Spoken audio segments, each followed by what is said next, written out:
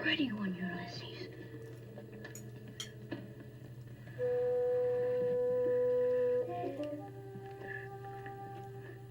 There it is. Hello BookTube, I'm Sean the Book Maniac. Welcome back to another Friday Reads. I don't have a lot to say today, but I have started 2 new books since the beginning of the month yesterday. So I'm just going to quickly talk about those and make this a shorty. On audio, last night I started the next book in the Squibbles Reads book club that Joss runs, because I so enjoyed participating last month. And this month is the novel Refuge by Dina Nayeri, who is an expatriate Iranian writer. She lives in Europe. I didn't do a lot of biographical research. I know she lives in the West somewhere. I believe it's Europe. And I'm doing it on audio, and the audio is wonderful. There's 2 narrators, and I love them both, especially the male narrator. It's just wonderful. So I'm just going to read you. I'm really enjoying the writing so far. I mean, I never know until I get a ways into a book, but it's sure starting out good. And it's about an Iranian father who's a well-off dentist whose Christian wife and young children flee Iran in the early days after the revolution to the West. And I guess he and the wife get divorced, because as this novel opens in 2009, he is about to initiate his 3rd divorce. So he must have divorced the first wife. But anyway, the first wife and the young children went to the West. And the other main character is his daughter, Nilu, who in the present of the novel, 2009, is maybe 30 years old. And he sees her, but not often. Whenever he can finagle an exit visa to go travel, he'll go and visit her. I think it's like 4 times since 1980 or whatever until 2009, so not very often. Okay, so here's the opening. I just think it starts out really well. And this is June 2009, Isfahan, Iran.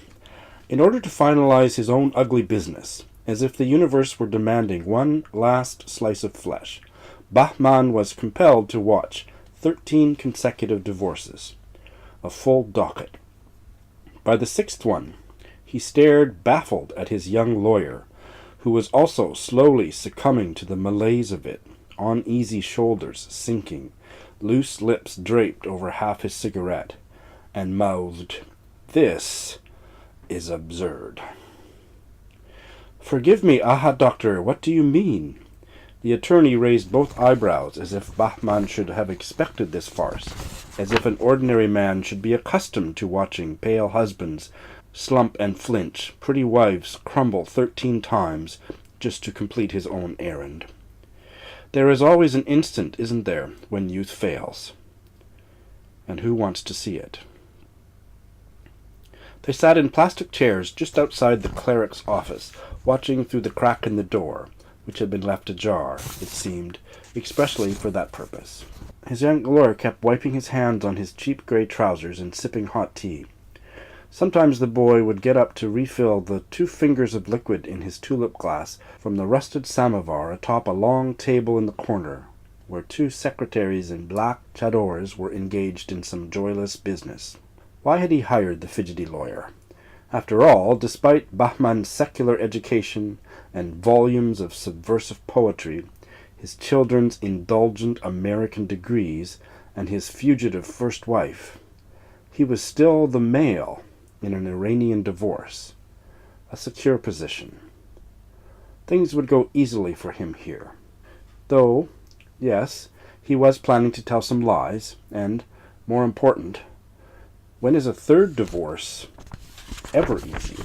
So yes, I really like that, and this scene goes on for pages, and he gets very involved in listening to one of the divorce proceedings, and it's just fascinating. So I'm further in than that, so I've met the daughter, the grown daughter, Nilu, and starting out really good. So that's cool. And today I've started on ebook Annie Proulx's latest novel from 2016, I believe, Barkskins, the doorstopper. I think it's 800 pages, maybe more. And I, perhaps foolishly, suggested... I gave Claire of Claire Reads Books a list of books off her Goodreads TBR that I would be interested in buddy reading with her, because I bailed on a buddy read with her a couple months ago. That British Sikh novel that once I read 5 pages and realized it was just Sikh chick lit, and it wasn't. I didn't want to read it. The Erotic Lives of Punjabi Widows or something. So I felt bad. So I gave her a list of books that I saw on her TBR that I was interested in, and she chose Barkskins. It's like, oh, why did I put that there? It's such a commitment, eh? And I've heard very mixed reviews of it. The Shipping News is one of my favorite novels, and also her short story, Brokeback Mountain. But Claire called my bluff, and we started it today. We haven't compared notes because of the time difference, and I read it's 70 chapters, so we're doing 7 chapters a day for 10 days. I've read about 4 chapters so far, and I've got lots of time before I go to bed to finish that off and touch base with her on Voxer. But I'm loving it so far. I mean, it's so well written. So it starts in about, I didn't double check, but late 17th century, I believe, but that may not be quite right. And a couple French guys arrive in New France, or Quebec, to be indentured to a seigneur, and I'm probably not pronouncing that right, seigneur, as indentured servants, and eventually, after their period of servitude finishes, they would get land. And wow, I'm enjoying it. I just have a couple short sentences that have jumped out at me. But this is one of the main characters, it seems, is going to be Rene, who's one of the indentured servants. And this is about him. He saw himself as a dust mote in the wind of life, going where the drafts of that great force carried him. And 2 quotes from their feudal lord, or seigneur, Trapani.